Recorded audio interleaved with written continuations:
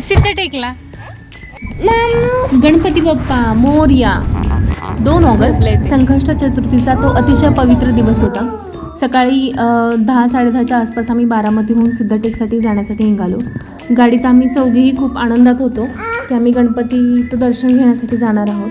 मी, माझे मिस्टर, आमची मुलगी आणि आमचं छोटं बाळ अभंग. सकाळी सकाळी रस्ता खूप मोकळा होता, शांत होता.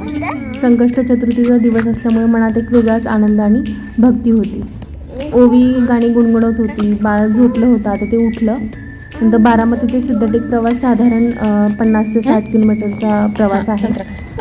प्रवासात प्रत्येक क्षणी मनात एकच ध्यास होता की कधी एकदा श्री सिद्धिविनायकाचे दर्शन होते.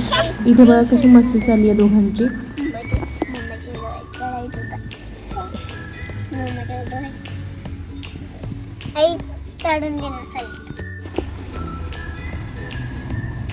काय चाललंय अभंग? खाऊ खा. कसं बोक्यासारखं खाते ही मुलगी. न्यॉम न्यॉम न्यॉम. घरून पोहे खाऊन यायला सांगितलं तर खाल्ले नाही, तेव्हा तिला भूक नव्हती. न्यॉम न्यॉम न्यॉम.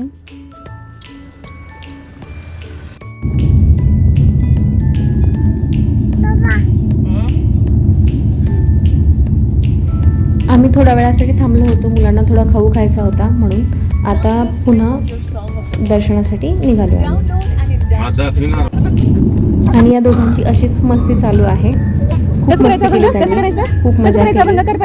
प्रवास खूप छान केला. अभंगाला नाही लागलं, दीदीला लागलं. कसं करायचं अभंग?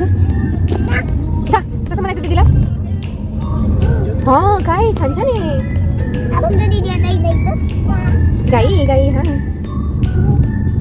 पहा अभंग किती छान खेळतोय ओवी सोबत आणि सगळं ऐकतो तो.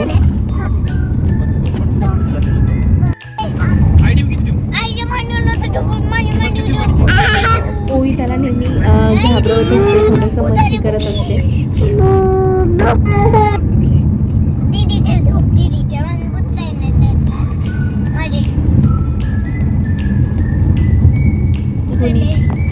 साधारणतः 1.25 तासात आम्ही सिद्धटेकच्या परिसरात पोहोचलो. तिथे भीमा नदीचं पात्र इतकं छान होतं, इतकी मोठी नदी आहे आणि ते बघून ओवी फार घाबरली होती. खाली उतरायलाच बघत नव्हती. नंतर आम्ही मंदिराजवळ पोहोचलो.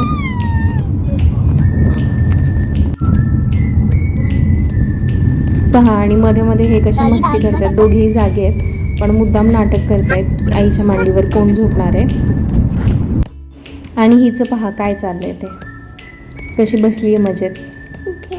आणि हा सुंदरसा परिसर, इतका छान प्रवास आणि गणपती दर्शन करण्यासाठी मनात ओढ. साधारणतः आम्ही 11:30 पावणे-12च्या आसपास आम्ही मंदिराजवळ पोहोचलो. तिथे चतुर्थी असल्यामुळे फार गर्दी होती भक्तांची. खूप छान वाटलं. नंतर इतर परिसर देखील फार छान होता. मंदिराच्या परिसरात दुर्वा आणि फुलांचा सुगंध दरवळत होता. मी आणि मुलीने पटकन पेढे वगैरे घेतले. परत देवदर्शन, केवढं पाणी होई, फुलं, हार वगैरे हे सगळं घेतलं. का तुला भीती वाटते? आणि आनंदात पुढे जायला निघालो. नंतर बॅक साईड आहे आणि तिकडे भीमा नदी आहे. बाळ मंदिराच्या प्रांगणात उभं राहून बोबड्या बोलात जय जय जय जय करत होतं. ते बघून तिथल्या सगळ्यांनाच हसू येत होतं. गाभाऱ्यात प्रवेश करताच समोर दिसली अष्टविनायकांपैकी एकमेव उजवा सोंडेची सिद्धिविनायकाची स्वयंभू मूर्ती. केवढं ते तेज आणि केवढी ती शांतता. मिस्टरांनी बाळाला खांद्यावर घेतला आणि मी मुलीला हातात धरून बाप्पाचं दर्शन घेतलं. मी डोळे मिटून बाप्पाकडे एकच मागणं मागितलं, हे सिद्धिविनायका, माझ्या लहानग्या कुटुंबाला आणि माझ्या दोन्ही मुलांना सुखी ठेव आणि सर्वांना उदंड आयुष्य आणि चांगलं आरोग्य दे. दर्शन इतकं छान झालं की प्रवासाचा सगळा शीण एका क्षणात नाहीसा झाला. दर्शनाच्या नंतर आम्ही मंदिराच्या परिसरात थोडा वेळ बसलो. मुलांसोबत आणि मिस्टरांसोबत घाललेला हा वेळ खूप आनंददायी होता. सिद्धटेकची ती आध्यात्मिक शांतता मनात कायम घर करून गेली. चतुर्थीच्या दिवशी बारामतीहून आलेला हा छोटासा प्रवास आमच्या 4 जणांच्या कुटुंबासाठी फक्त एक ट्रीप नव्हती, तर एक भावूक आणि भक्तिमय अनुभूती होती. मुलांच्या बालपणी मिळालेला बाप्पाचा आशीर्वाद आम्ही कायम जपून ठेवू.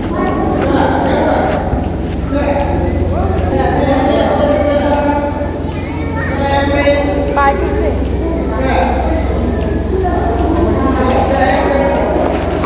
विशेष म्हणजे आम्ही जेव्हा दर्शन घेतलं त्यानंतर आम्हाला तिथे बाजूलाच शिवाजी महाराजांची मूर्ती दिसली. अभंग आणि ओवीला खूप शिवाजी महाराज आवडतात. अगदी फार ते वेडे आहेत शिवाजी महाराजांसाठी, फार त्यांना आवडतात.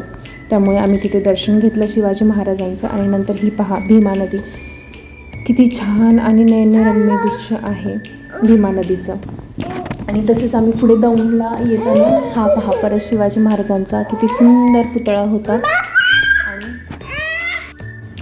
आणि अशा प्रकारे आमचं सिद्धिविनायकाचं दर्शन झालं आणि आम्ही घरी आलो परत.